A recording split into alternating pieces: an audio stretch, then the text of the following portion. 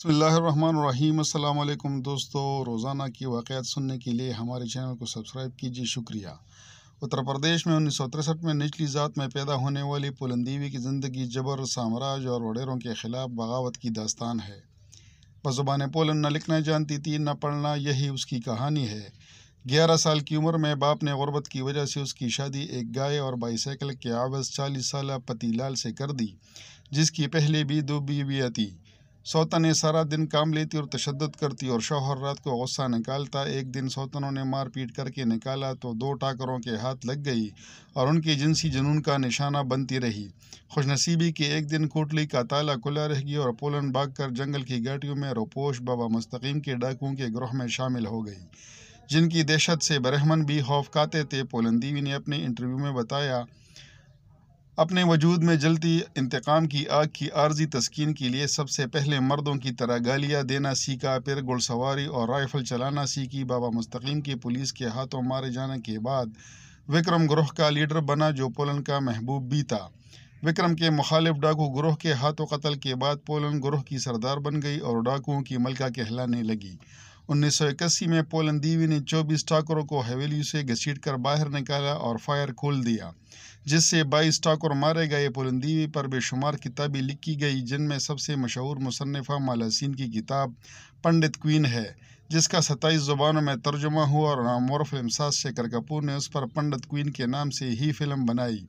خود پولن نے my life کے نام سے کتاب لکھی، جسے فرانسیسی مصنفہ نے بھارتی مترجم کی مدد سے تحریر کیا، جس کی 7 لاکھ کاپیاں دنیا بھر میں فروخت ہوئی۔ پولن نے بتایا کہ وہ صرف غریبوں پر ظلم کرنے والوں کو لوٹتی تھی، جو غریبوں کی لڑکیاں اٹھا کر لے جاتے اور نچلی ذات والوں کو اچھوت سمجھتے۔ اس کی جدوجہد سے متاثر ہو کر ایک امریکی مصنف نے اسے بھارت کی رابن میڈ کہا۔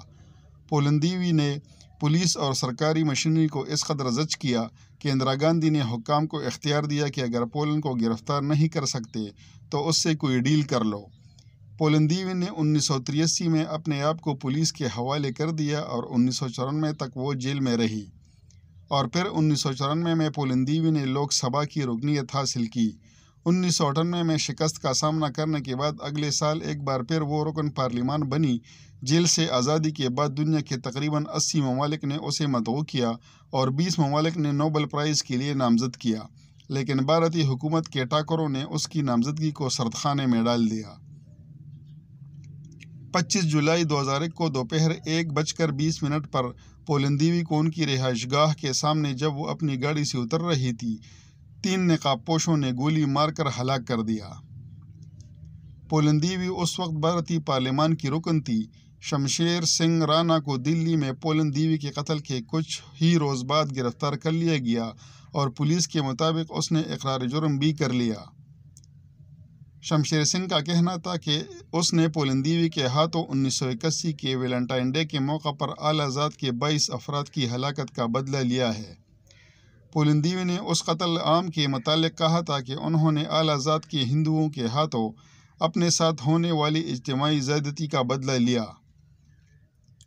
یوں بھارت کے 50 کروڑ سے زائد مفلسی کی لکیر سے نیچی زندگی گزارنے والے نچلی ذات کے ہندوؤں اور اقلیت کے حقوق کی پامالی اور عزت نفس کے نام پر قتل عام کے خلاف آواز بلند کرنے والی رکن پارلیمنٹ پولن دیوی کو موت کے گھاٹ اتار کر سامراج نے اپنے خلاف اٹھنے والی آواز کو ہمیشہ کے لیے خاموش کر دیا۔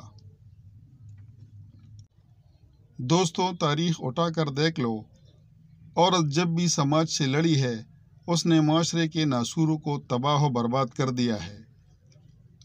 بس عورت کو اپنی طاقت کا ایک بار معلوم ہو جائے، شرط بس اتنی سی ہے۔